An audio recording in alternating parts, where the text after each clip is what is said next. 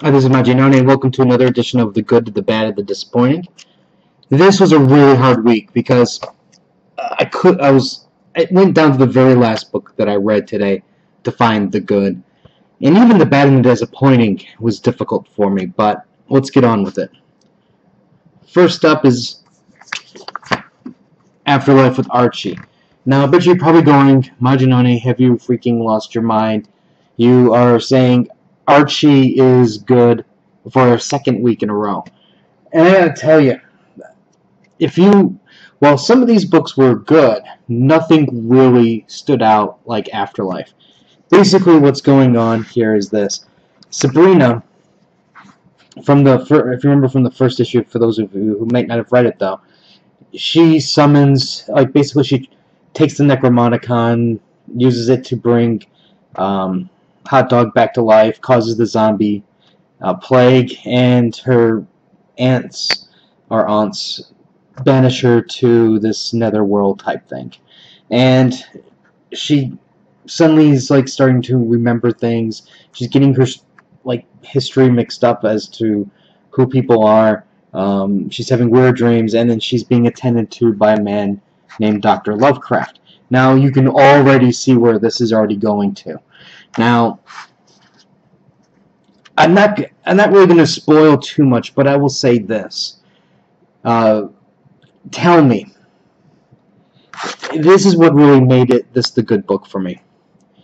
In what lifetime did you ever think you would see a female Archie character being prepped to become the bride of Cthulhu?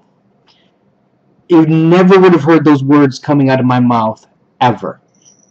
That's what's going on here. This is the good book of the week, and I cannot wait for this next issue. That simple. Alright. Original Sins number 4 out of 5 is bad.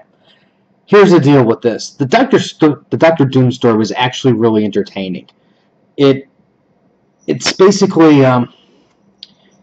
some guy just happens to be walking by the battle, and he gets a supervillain's sin. And he's basically going to blackmail Dr. Doom. That part's great. But then instead of really fleshing this out a little bit more, or, one could even argue it ended just at the right time. But then we get this stupid Young Avengers nonsense, and then we get that stupid one-page, two-page sin nonsense. And then I'm thinking, you know what? The reason why this book is really bad is because I've had 3 issues leading up to this of books that never really lived up to its full potential. Even the Dr. Doom story, while it's interesting and it's very Dr. Doom-ish, it to me feels like it's lost potential in the sense that, people just randomly had some stories together and threw them out there to make it look a bit like something bigger was going on than what the core books were really demonstrating. Because I'll be honest with you, none of these sins so far really matter. And that's why I'm saying so far as a whole, this original sins is just plain bad. Alright, let's go for the disappointing. And this is Batman and Robin number 33. Okay, this is my disclaimer. Batman and Robin, this issue is not a disappointment. My disappointment is lying in the Justice League. Here's my point. Batman is hell-bent to go to Apocalypse because Apocalypse has stolen the body of Damian. And on top of that, there's an energy crystal that's inside the casket, which Darkseid is wanting. The Justice League basically are saying, well, Batman, while we certainly sympathize with your plight of having your dead son's body stolen by an arch-villain, we are certainly not ready for such encounter to take him back. Please understand, we cannot let you go retrieve him, because you are a person who is to guard the Earth in times of trouble. We cannot allow you to go off Earth. That would be wrong. Okay, this is Batman here, who's going off Earth. Let's talk about a founding member by the name of Green Lantern who is off Earth on his own personal stuff. What about Superman when he goes, off Earth, you know? What about all these other things that are going on that they have their own personal agendas, you know, and they disappear for a while? You know, it's like, and then Batman even makes a point where he's talking to Aquaman. He's like, well, what about your woman? If your woman was taken, what would you have done? And he's like, well, you know, well, you have a point there. But regardless, you know, we can't let you go and, like, take your son back, and, like, we can't let you, we can't investigate the crystals because that'd just be wrong.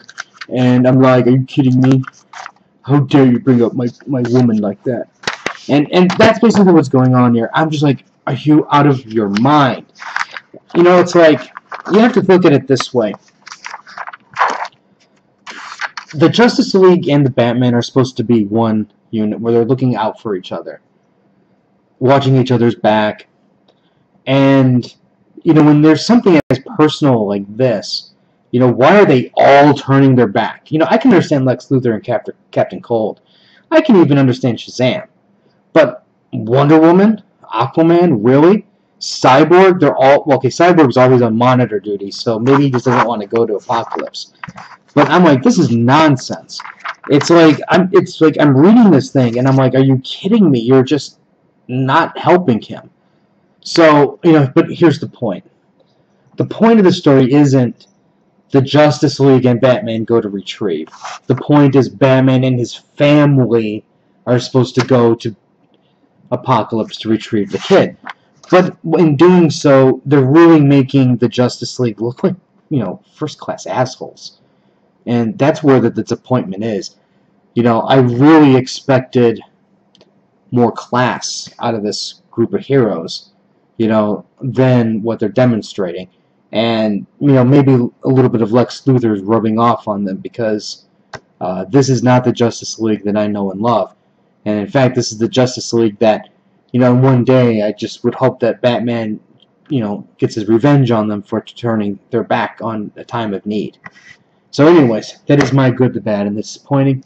If you have any comments or questions, let me know. Let me know what your good, your bad, your disappointing is. I'll have more reviews later. Like, share, Facebook, Crunchyroll, anime reviews. And I'll have more stuff later. So until next time.